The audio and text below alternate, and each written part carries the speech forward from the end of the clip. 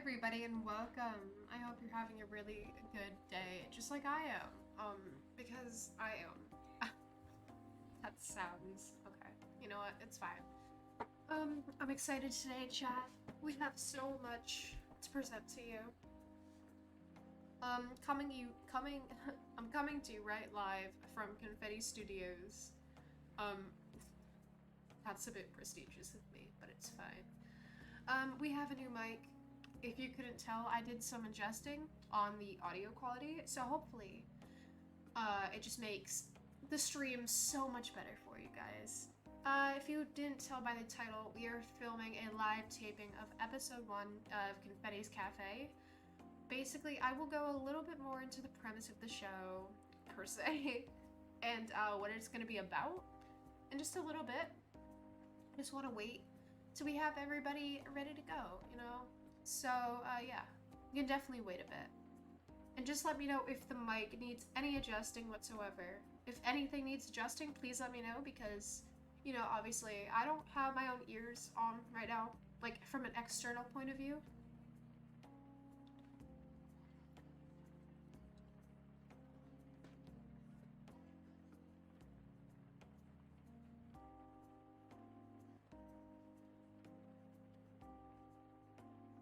So bad for my friends. I don't even bother correcting myself. Okay, but yeah, welcome to episode 1 of a live taping of Confetti's Cafe.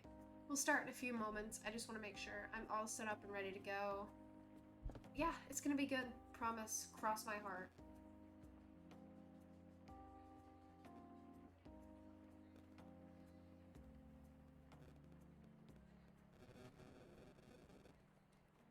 Also, I have a Reese's peanut butter cup next to me. So, I mean, that's fun. That has nothing to do with today's topic. That's fine. That's just fine. Right, and I have all my, like, music playlists lined up, I guess.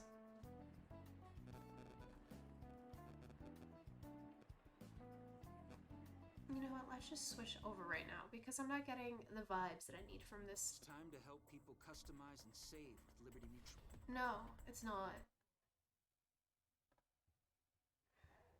My job is to make...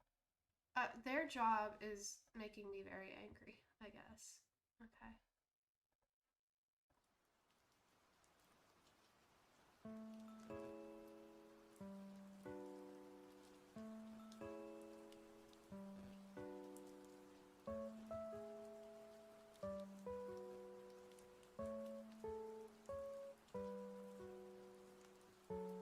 It's me.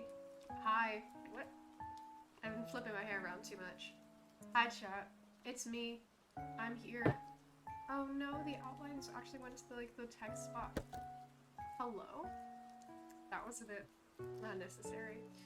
Anyways, hi guys, and welcome to episode 1 of filming for Confetti's Cafe. My little podcasty baby going on. I'm actually really excited because I've been saying, okay, podcast, yes, let's do it. But no podcast so far, so I apologize for that, I do.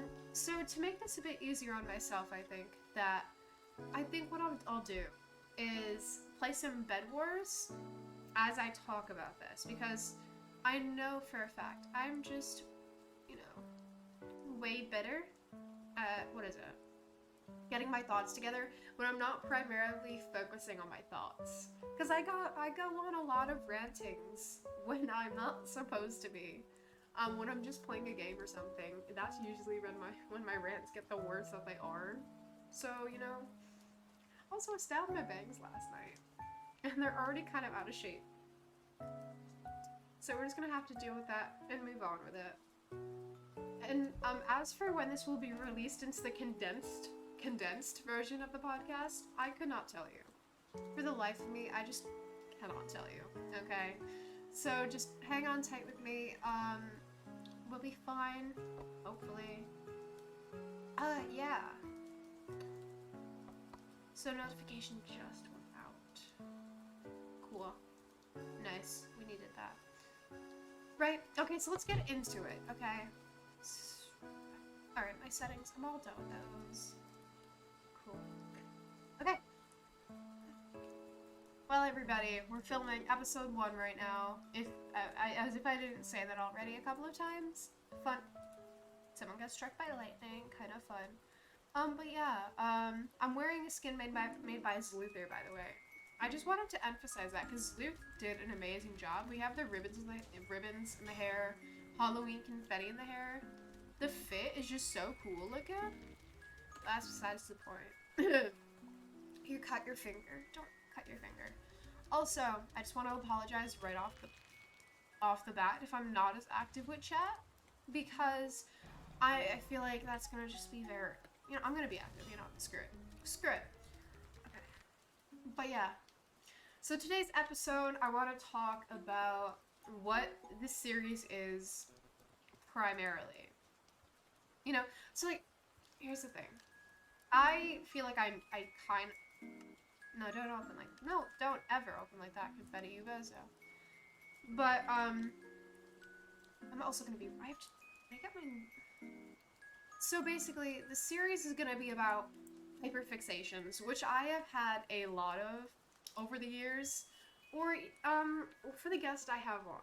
I think, because I am gonna have guests on here, but if things that they like in general, I think it's good to talk about the things that you're passionate about. No matter if it's the concept of mental health or whatever it may be, I think it's a really good thing to let off of your chest. Yeah, that's a rabbit. I forget what its fucking name is. But basically, I think it's good to get off of your chest just basically the things that make you the most excited. And to express how you're feeling about them. I think that's a really good thing, Also, let's cover this bed up. Making me a bit nervous right now. So yeah, this series is going to be about hyperfixations, things that, have, sent me into my own little spiral over the years, etc. Also, I'm not going to be afraid today. I'm going to kick some ass today. Are they going to TNT the bed already? I'll just make their life miserable. Yep, I just did that. What are you gonna do, Peabody?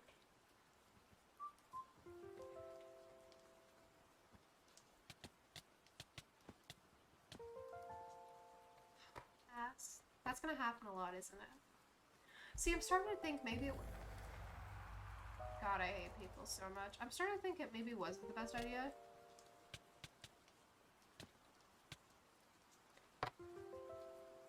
Why am I doing this? Oh my god. Why am I gonna... Screw it. I can't do this. I can't split my attention like this. You know what? Let's just go into Flan Tuniku, I think. Because I need to get my thoughts in order, right? But I can't do it playing Bed Wars. That's just not gonna happen. Whether we're literally just walking around Flan Tuniku this entire time or not, I don't care. I think it's just gonna help to have myself divided. So hyped. Thank you, Laura. I am too. Okay. You know what? Let's start fresh. When I edit this up, we're gonna start at like 10 minutes. That'll be the cut. Alright, so Confetti's Cafe. What is it? I feel like that's a very valid question here. It is basically a podcast that speaks about the hyperfixations that I've had over the years, because there's been a lot of them. And I think it can be really relieving or even exciting in a way to express how you're feeling about these kind of things and like talk about what you're passionate about.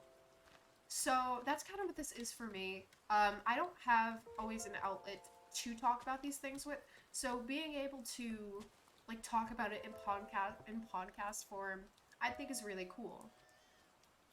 I do have episode topics picked out, by the way. Yeah. Well, how are you? Hi, Wolf. Welcome. Oh, just a little couch. So, I feel like I pretty much have the premise explained, right? So, I mean, I guess we can get into the episode itself, right? Actually, I feel like... I don't know. I'm not really good at explaining things, but I feel like I should at least explain to people what a hyperfixation is. because I feel like not everybody may know, right? Um, so basically, a hyperfixation is a sort of interest of yours that people with certain mental illnesses or, you know, may experience, but to like a bigger extent. So these obsessions could, that's practically, I want to say what they are, obsessions. You sound like that one kid when you because you no, but these obsessions aren't just a simple interest. You can learn everything about them. It doesn't have to be it can be anything. It could be a movie, it could be an event, facts, a hobby of yours. But once you learn, I know for me at least, when you learn these things or you've had enough of these things, you'll just cut them off. There won't be like another thought to it. It'll just be kind of a passing moment for you. And obviously, I cannot speak on the behalf of everybody who, you know, has these hyperfixations. I'm speaking from my own personal experience, but that's what it is for me. Getting, like, outrageously obsessed with a topic, a skill, a hobby, and then just dropping it right off the map. So, that's what I'm speaking. So that's pretty much how I'm going to be describing mine in details. So, yeah. Go play on the SMP. I'm not gonna play on the SMP right now, because I'm gonna think too much. I just want to be able to talk, you know? But yeah, that's, I think, the best way for me to describe a hyperfixation is that, an obsession that, again, from my point of view, an obsession that once you've learned about it, and, you know, you've had enough of it, it will just completely drop off. It's not just an interest, you know?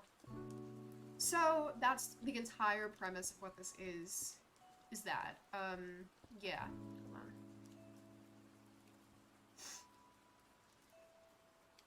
Also, I hope the new mic sounds good, guys. I really hope it sounds good for you guys. Why did the fox just screech?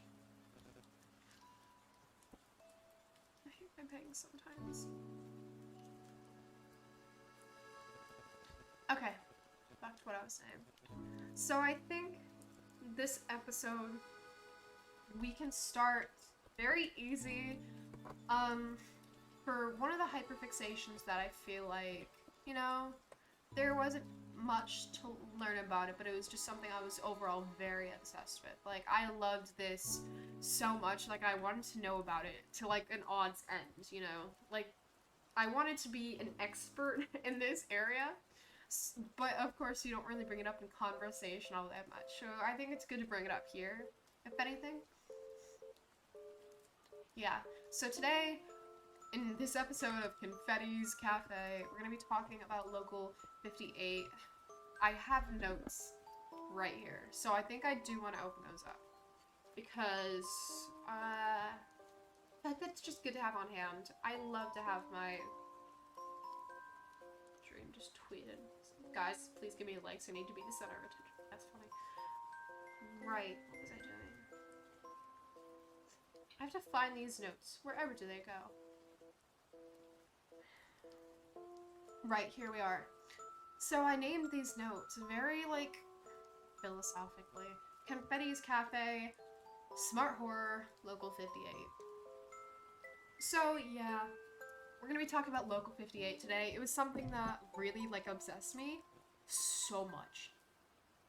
Like, I was obsessed with Local 58. I feel like, you know, if this opened back up, because, you know, it's been a while since it's been posted to and, like, kind of updated. The upkeep on it has been sparse, but I feel like if it came back, I would, in a heartbeat, just run back to this thing, because I really did love it. So basically, Horror 58 was a horror anthology series on YouTube. And it was created by, what was his name? Chris Straub. Straub? That seems right. Chris Straub. I'm gonna say that, like strawberry, whatever. It was created by Chris Straub. Now, the thing with Local 58 was, if that name sounds even the slightest bit familiar, we have, let me see. Right, so...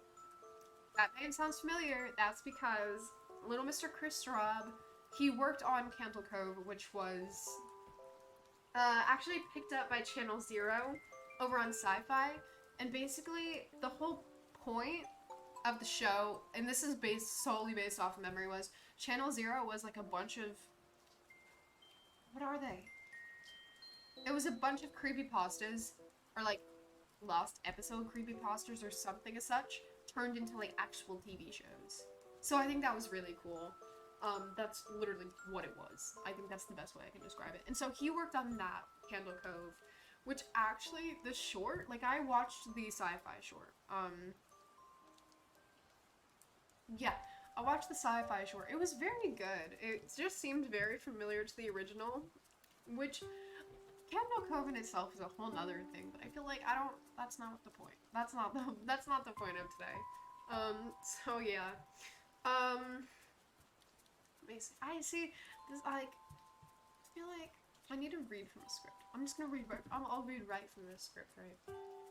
So, today we're gonna be talking about the horror, oh my god, I'm gonna suck at this. Today we're gonna be talking about the horror anthology series on YouTube, Local58. So yes, you can literally go watch this, like right now. No, not right now, stick around here. Don't go anywhere yet. But yeah, this is on YouTube if you wanted to go watch it. I'm gonna be getting around my hair a lot because I'm so, you know, that's it. No webcam. Alright. Local58, created by the genius mind of Chris Robb. If his name sounds even the slightest bit familiar, that's probably because he was one of the minds behind Candle Cove, a very popular creepypasta that was picked up for a season of Channel Zero, a show by Sci-Fi that, from what I remember, was based on creepypastas. If you don't know what those are, you probably have grown up in the wrong time. I'm kidding, that's a joke. Please don't attack me with pitchforks.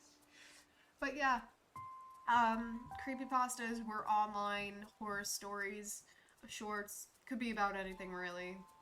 That's condensed, I'm not going into detail about creepypastas. So here's the thing that I knew like really sent me into like a spiral of fascination with these videos. It was like, it was smart horror. It wasn't reliant on like these really cheap jump scares or something that like it wasn't up in your face. You had to think about it, but not too much where you couldn't even be scared because you had to think too much about what to be scared about. It wasn't anything like that. There was no visual shock value either. And like, don't get me wrong, I don't have a problem with a good jump scare, because in there's like a few like little ones that, like, if you look for them, like, they're good,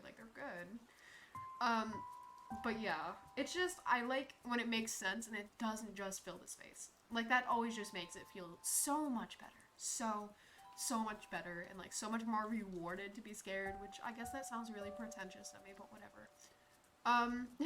So I think, I don't know. This is my podcast now, so I'm gonna take this episode in whatever direction my little squishy heart, my squishy little heart feels like going, okay? So, I think first I want to talk about my favorite episode, or like, alright, so it's not even my favorite episode, but it's the one that blatantly just gave me the most chills, like, to this day. Like, it's like just good, it's so good, it's so well done. So, the episode in question here is gonna be Weather Service. Now, so in terms of views, actually, this is the video that, in the series, it has, like, the second most amount of views. So it is one of the more popular ones, and it has, like, just under 2 million views, I think. But, like, like, the view count doesn't even play a role in my favoritism of it, right? Like, my favoritism is just solely based on how well this is done. Like, I will gawk at, like, the writing of this episode so much. Like, it is pure genius. I am sorry. Kinda. But yeah, there's like a certain, like, I don't know, there's a certain visualization aspect to it. Like, there's a lot of simplicity in the concept in general of, like, how do I put this? So, like, it's a small town TV station, and it goes completely bonkers. That's just the exact, like, if I was to make it into a thesis, small town TV station goes completely bonkers. So it's like when you're watching this, there's like this sort of immersion of like, oh, this very much could be real. Well, not very much, like, you know, like, like, it's not that far out there, like a Gone Road TV station. And like, honestly, you want a little recommendation? If you decide you want to watch the series, please try and stream it to your TV or like a larger device. It just really adds a certain wow factor to it. Highly recommend, by the way. Anyways, so the emergency, like those emergency alerts, like if they were for like tests or nuclear fallout, God forbid, but they would come up on screen. They're like, I was afraid of them, by the way. Never mind. But yeah, the emergency alert goes off, and they're essentially telling you, they're like, hey, there's some sketchy space shit is going on. Do not look outside with your naked eyes. Just do not. No matter what, don't question it. Which, by the way, let me tell you, if I was plopped right into the situation, I know my curiosity would not only kill the cat, but it would corrupt my cranium per se. Cause like, come on. Well, it seems like there's some freaky shit going on in space. We seriously advise you don't look at the sky. By the way, that was my really high key chill impression. If you didn't get that. But like that's the exact thing that would make me look. It's like when someone's like, hey. Oh wait, no. I feel like I can just better. Hold on. This is my notes, by the way. Hey, Patricia, don't look now, but Joshua is totally looking at you. I don't know, that wasn't a good squeal. Anyways, and then the Patricia, gummy dummy bitch, whips her head around, and Joshy Washy Machine is sitting there like, hi, Squidward, that smirk. It's like the same thing, someone tells you not to look, and you're just gonna look anyways. It's psychology. Anywho, the news broadcast is airing a broadcast of a literal flip-flop. Like, it's just two different points of views being flip-flopped of, hey, look at the moon. No, don't look at the moon. Yoo-hoo, we have strawberry milk, but only on the moon. That is expired. Liars. Wee-woo, do not look at the moon. But there's always some pick-me civilians who are like, well. I think I'll be just like the darnest little daredevil and take even, I don't know, a little cheesecake sliver of a peek. You know what happens to them? Robert, they died. Okay, so maybe it was like a tad dramatic, because like, I don't even know what happens to them. Technically, nobody does, canonically, but it's fine. They were just like screaming. They were at the end of the video, it seems like a lot of people have succumbed to like just looking anyways. And they're all screaming. Like, you could just hear out the window screaming. Imagine a large group of 9-year-old believers back in 2012. I mean, that's kind of what they were screaming like. So, like, you tell me what happened. Genuinely. You tell me what could have possibly happened for them to be screaming like that? You can't. So I'm gonna paint you all a gorgeous and bone-chilling little Picasso picture here, right? You're on your sofa, love seat, chair, whatever. You're all by yourself. The clock on the cable box reads something like 1 a.m. You're watching a news station that you've randomly clicked to. They're winding down their broadcast day, and you're just about to shut off the TV when those freaky emergency alert notifications. What are they? Yeah, that's what they are. Those freaky emergency alert. I know my webcam is off. Don't worry, Mars. Because I'm like flipping my hair around too much and I don't want to distract people from like the good stuff going on. So they're winding down their broadcast day and you are just about to shut the TV off when those freaky emergency alert messages start beeping on the screen. By the way, let me just pause here and say those on their own are so terrifying. So horrifying, actually. It's like just complete silence. Like the room actually goes quiet. Your TV goes black and it just starts beeping. Your TV starts beeping. Like, it instilled so much panic in me as a child. Like, it actually, there was nothing more horrifying than that. Actually, so funny story. When I was a kid, I was watching like, what was it? It was like Bubba Guppy used the George Lopez show, whatever was on, and this emergency broadcast went on. And if this happened, what I would do is I'm not even kidding, this is not being over dramatic. I would fling myself off the side of the bed and I would press my little hands over my ears as hard as I could. My heart was like racing. Like, imagine me running a marathon. My heart flying all over the place, flying. And the TV static too, actually, was something that would make my bones rattle. Like, it was a horror. It was horrifying, I'm telling you. It would make my bones rattle, just like a bucket of popcorn. Like, imagine, you know when you get a bucket of popcorn from movies and it's kind of shaking around? That's what my bones were rattling. Like, that's the sound they would make. And don't ask how the analogy makes sense, okay? Just moving on, okay? When your cable would lose connection as a kid and like that rainbow thing would come up on screen and it would be complete silence, it was just nerve wracking, okay? But besides for childhood trauma from the television going a bit wonky, let me let me get back to what I was talking about. Something that I really indulged in while hyperfixating on the series was the theories and the commentary surrounding it.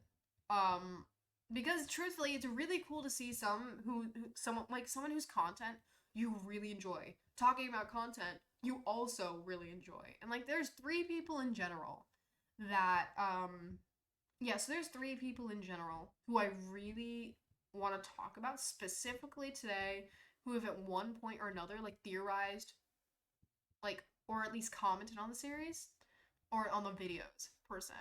The first person of the conversation will be Nexpo, the YouTube creator whose video like actually introduced me to the series, set me into this whole rabbit hole. And it gave me an introspective view on the visuals, you know, the sound design, the plot, like just these little details that I don't think on my own I would have picked up on, or maybe I would, depending on how much time I spent on it. But this was one of the more brief hyperfixations of mine, so I feel like that's why this is just a good topic to start with, honestly. The second person I'm gonna be talking about is MatPat, the beloved host of Game Theory, Film Theory, and Food Theory. That's another one he does is Food Theory. That's right. And the third person I'm gonna be talking about is very popular Twitch streamer. Actually, not very popular. Really under the radar, really underground, underrated Twitch streamer and YouTube content creator Wilbur Soot, who made mention of Local58 while on one of his fellow creators' streams, Philza Minecraft. Very good streamers, by the way. So the first point of view that I'm going to be revisiting is Nexpo, as I said. Now, Nexpo is really, really underrated, I feel like. Nexpo really does have a big audience, but I think the thing I really like about Nexpo is how logical and analytical the videos are. It's like it feels like there is very little left to theorize or interpret. Like, there's no interpretation available because it's all very laid out for you. He does have his like theories about it, and like, of course you're gonna like theorize about it, but like, let me think what I'm saying here. But yeah, um, so Nexpo's kind of underrated because the videos are just very well done, very straight up. Like, they're you know, the facts are just the facts as they are. And so that's what really drew me into his video. So the way Nexpo would kind of describe the videos was, let me think, because it has been a while since I've watched any of the videos. I feel like today was just kind of my opening to see how I would run this, how I'm going to edit this into the MP3 file, which is going up on Spotify, actually, which is going to be super cool. This will be available on Spotify. The fact that I have a Spotify podcast, crazy. That's besides the point. So in Nexpo's video, he drew a lot of attention to the details of Local58. He analyzed, I'm pretty sure it was every episode in the series. It was easily every episode in the series. I'm gonna put my webcam back on. So yeah, it was just every episode in the series, right? And I thought that was like it was really analytical. It was very well done in general. Like, it was just so well done. Words cannot describe how much I really did love this video. But yeah. Every little detail that could have been analyzed by Nexpo was analyzed by Nexpo. It is Nexpo, right? Yeah, I think it is Nexpo. But yeah, he really like analyzed everything that somebody could. Okay, never mind. It's going back off. I played with you guys. Actually, you know what? What if I just give you guys like my spooky corner cam? There you go, guys.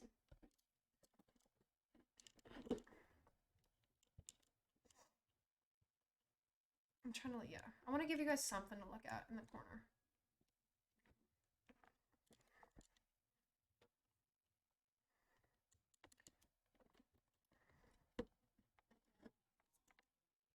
Okay. Alright, there we are. Okay. I feel better now.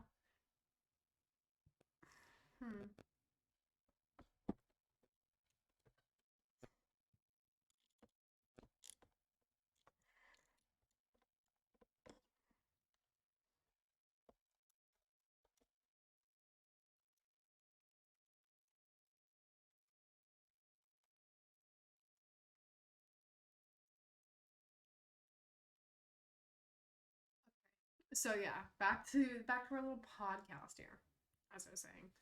So the thing with Nexpo was just like I said, how analytical and general the videos were. Um, it's in comparison more to Matt Pat, where so basically Matt Pat, he is game theory, he is film theory. So of course, like naturally, what he's gonna do is he's gonna theorize. Like you give a theory a cookie, he's gonna make a theory, and that's what happened there.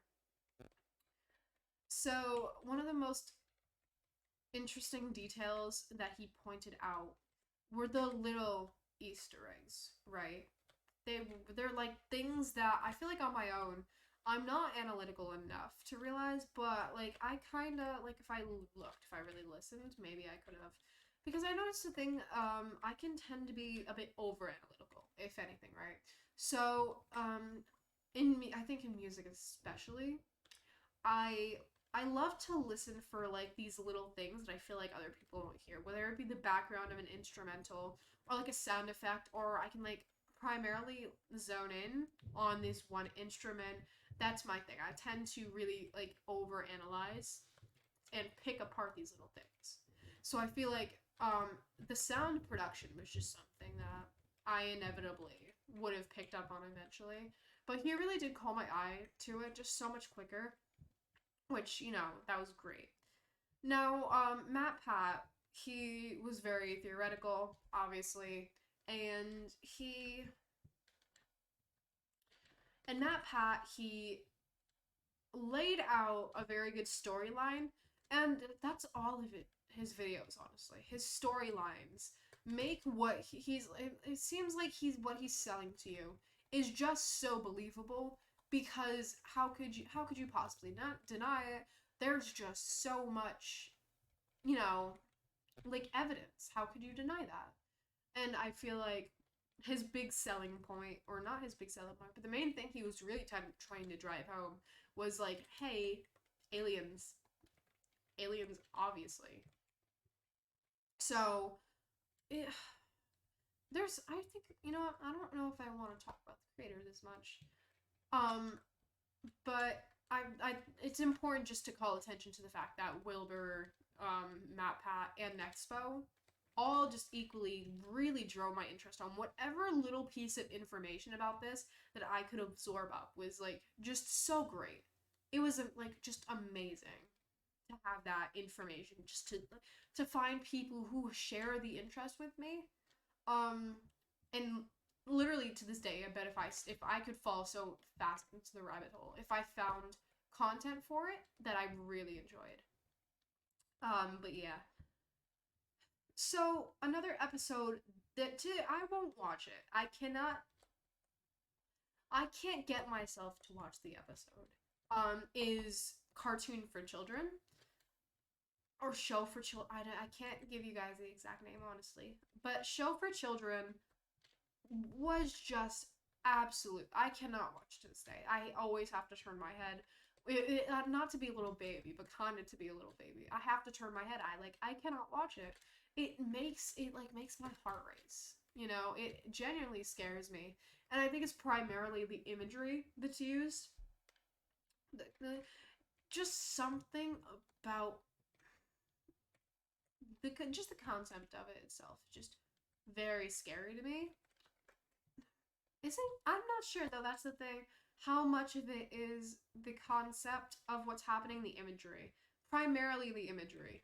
Because it's just something about the moon going over that, like, graveyard that the little character's laying in and what the character becomes. I'm not gonna spoil it too much, but there's a lot of moon imagery in general in the series. Like, because you can't exactly be sure if it's aliens or if it's the moon itself. Like, because it seems like it's all very moon driven, but it's not.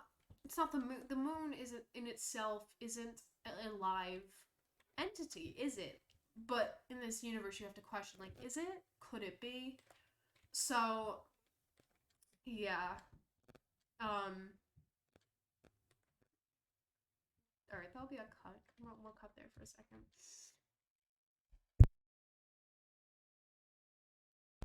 So yeah, the imagery of show for children, cartoon for children, is just horrifying. It is very scary to me. And that's the one, like, even if I always turn my head, I close my eyes. Because it just makes me very uneasy, and I can't figure out why.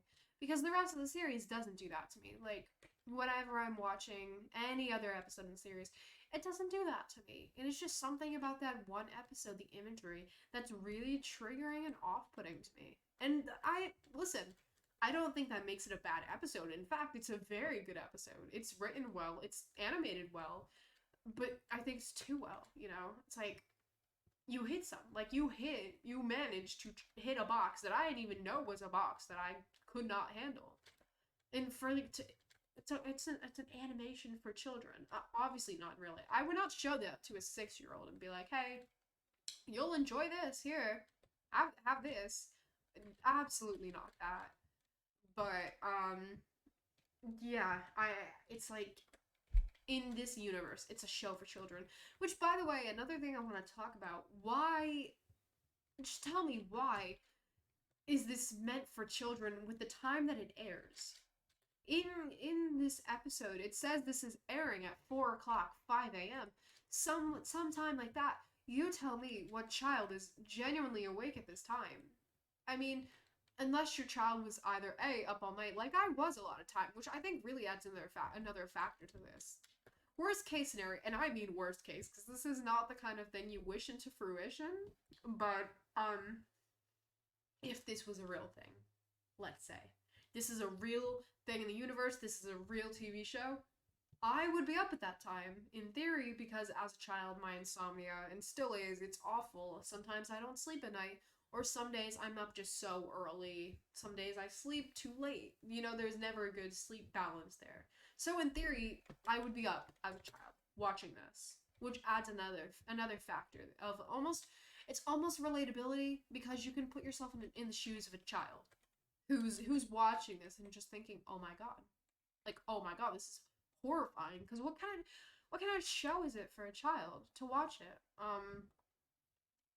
Yeah.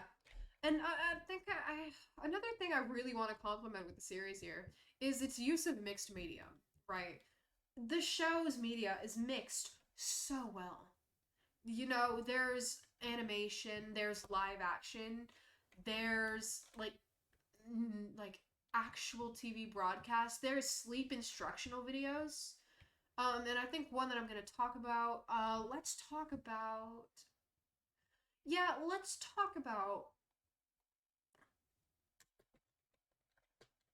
let me think, which one do I feel like talking about next? Let's talk about the fastest route. You're on the fastest route. It was something like that. Um, and in this episode, it's like live action. There is no TV station here. This is just somehow like a dash cam footage that ended up on TV, which is just insane to me. Like, you try to make it make sense. You do, because how does this kind of thing end up on TV? And in it, someone's on the road. It's raining very bad, right? It doesn't even seem safe to be driving in that condition, but whoever's in this video, they are driving in it, unfortunately. So they turn on a GPS system, and they're trying to find of the fastest way home. So, they turn on the GPS, and it says you are on the fastest available route. However, I know that it definitely, hey, it definitely changes based on where you are, but route, whatever. The GPS, at first, it seems like the GPS is taking said person back home in a much faster, effective way. But we find out that's really not true because the driver begins getting taken in these very strange directions until eventually there's this like off-road forest woods type of deal that they turn down. They keep going down this road, and then the car crashes. The car crashes. And it's like I I couldn't tell you without rewatching the episode exactly why the car crashes, but car does crash and it's flipped over. Now the driver gets out of the car, walks around, and on this dash cam footage, I want to say the driver gets out and you hear a scream. I couldn't exactly tell you if that's a fact check or not. Like, I don't know if that's a fact check. Sorry. But we see an alien figure of sorts standing there in the woods for a split second. But in the second that I saw it, or the second that I saw it made my stomach turn. It was like, oh my god. Because you forget for a second that you're only watching a video. It's like, it's almost dissociative in a way of, you know, this person or whatever. This is dash cam footage. That's something we see every day. Whether it be that like people get natural disasters, car accidents, getting pulled over by cops. Literally anything is captured on these. So it's not something that's so uncommon to see, which just makes it so much more like just insane, really. But yeah, I'm not like, here's the thing. It's hard for me to put into words. All right. Let me restart that. Yeah. The children's show seems like the type of show you would stay up late and like sneak the TV as a child. Right. No, yeah, I feel like that's actually very true. Like back going the show for children seemed like that's actually the perfect way to put it. Show for children was something that I think if you stayed up, you were like sneaking the TV, you were up late watching it. Um, you were up late watching it. It just felt like the kind of show that let me restart how I say that. I'll like cut it up. So, show for children, it seems like the type of show you would sneak as a child. And it's something you felt like you almost weren't meant to see. It's kind of it's like the real life Adult Swim bumpers. If you're a kid sneaking, Adult Swim after what was it, like Cartoon Network or something? It was something that's on, and then it switches over to Adult Swim, and you're not supposed to be up, but you see how horrifying some of those bumpers can be. Adult Swim bumpers are horrifying for their own reason. So I feel like it's like synonymous almost. I would say it's like synonymous to one another. Just how like you're in over the years it does warp in your brain. Like you remember a show one day and it just in your brain is so much scarier than it was, and you go back to it and you're like, oh, this isn't that scary. But this was that scary. It's enough to scar you. I mean, so like when I was a kid, if I saw something that really horrified me, it was in my dreams. I would have nightmares about it. If I closed my eyes, I could almost imagine how horrifying that thing was. And as a child, I could not do horror. I thought like that was the rest of my life. Like I wasn't gonna do horror anymore. Like I could not watch horror, enjoy it, nothing of the sorts. I was almost sure that that was the kind of thing that horror was gonna be for me. And over the years, I really have like strengthened my immune system towards it. A big introduction to horror for me was James A. Janice's or Dead Meat's The Kill Count. That made horror movies so much more tolerable for me. And like now I'm obsessed with horror. Like horror, even when it just built this intolerance to scary videos and scary conspiracies, all of that. Like it built it up, and it made me finally able to enjoy the medium, which I to this day am just so glad about because I love horror now. Horror is great. But yeah, your destination has moved. That right there, your destination has moved, is just bone chilling in itself. It's just like I can picture it in my brain. I can picture it in my brain, and it's so off-putting and horrifying. It's oh my god. It's good though. If I think if something can do that for you, you know you have good horror. Like it's just so well done. So honestly, I cannot like these little bits that are coming back to me, and like of course Mars and the Child, like you're bringing things back to me. It's just insane. Like it's just crazy to me. Um, this is probably gonna be a shorter episode released on Spotify. Because I'm just training today. I feel like is the best way to put it.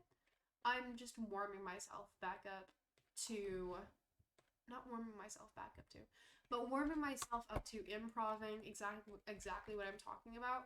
Another big issue here was just that so I actually haven't looked into Local 58 in a very long time because the podcast just kept getting delayed. I was gonna record it back in September and August. I've been wanting to do it for so long now, and I haven't. So, this is all going off of memory. Yeah, this is primarily memory. However, I do want to say that I'm gonna be doing another episode of Confetti's Cafe very soon, recording it actually, and I want to have it up sometime next week. And I'm gonna be talking about the Chernobyl nuclear incident, which that's not that's just history. Like that's history, and I can tell you actively about that, like the back of my hand, because I've just looked into it so much,